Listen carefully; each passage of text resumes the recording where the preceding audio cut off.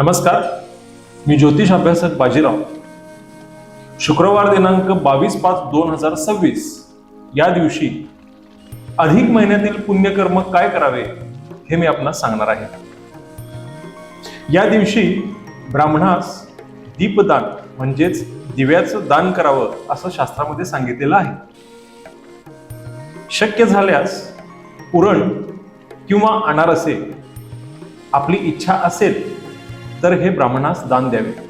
यामुळे आपले आरोग्य सुधारेल, आपणास दीर्घायुष्य लाभेल आणि आपले भविष्य उज्ज्वल होईल.